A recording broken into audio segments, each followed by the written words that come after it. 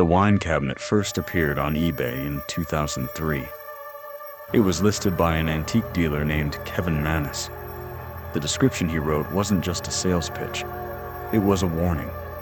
He claimed the box once belonged to a Holocaust survivor named Havila, a woman who had escaped the horrors of Nazi-occupied Poland.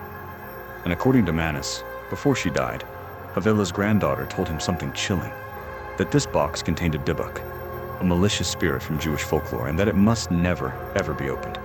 But of course it was opened, and what followed became the most famous haunted object story in modern history.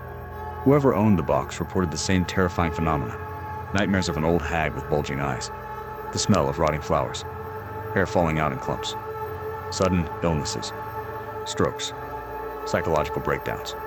The story went viral. It inspired books, a Hollywood movie called The Possession. Museums refused to display it. Paranormal investigators called it the most dangerous object they'd ever encountered.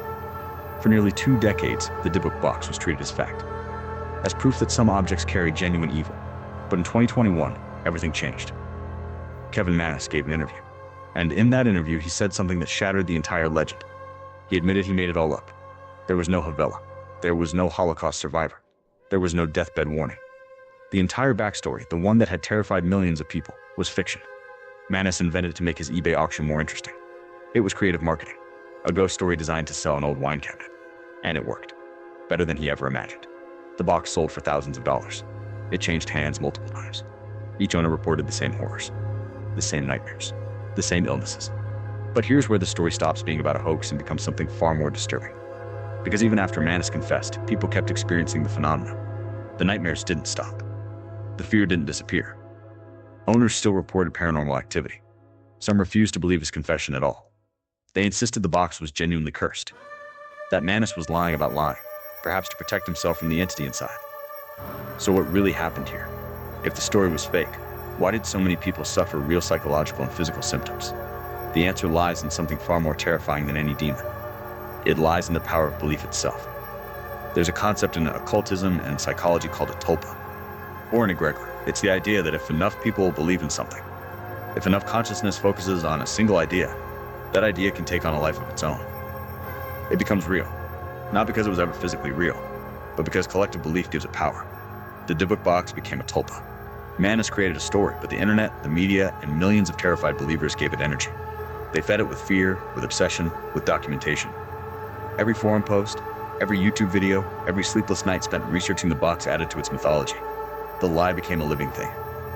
And this is the true horror of the Dybbuk Box. Not that it was haunted, but that a fabricated story had the power to cause genuine suffering. People had real nightmares, real panic attacks, real health crises. Not because a demon was attacking, but because their minds believed it was. This phenomenon isn't unique to the Dybbuk Box. History is filled with examples. The Salem witch trials, mass hysteria events, the Slender Man case, where fiction inspired real violence. Stories have power. And when a story is told convincingly enough, when it spreads far enough, it stops mattering whether it's true. The consequences become real anyway. Kevin Mannis himself has expressed regret. He never intended for his creative writing project to spiral into a global phenomenon. He didn't expect people to get hurt. But by the time he tried to take it back, it was too late. The story had already escaped him. It belonged to everyone now.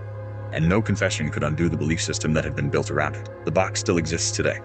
It's owned by a man named Zach Bagans, who keeps it in his haunted museum in Las Vegas.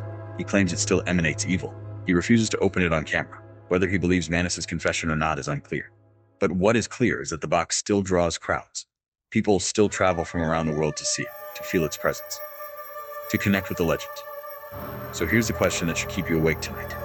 Does a demon need to exist for it to destroy lives? Or is the story itself the curse? The Dybbuk Box proves something unsettling about human nature.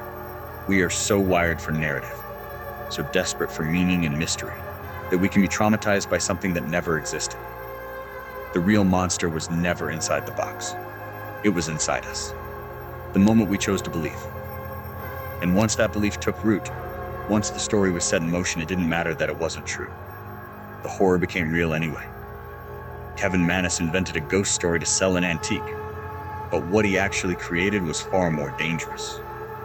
He proved that in the age of the internet, a lie can become a living thing. And once it's alive, you can never kill it. The Dybbuk Box was a hoax. the terror it caused was absolutely real.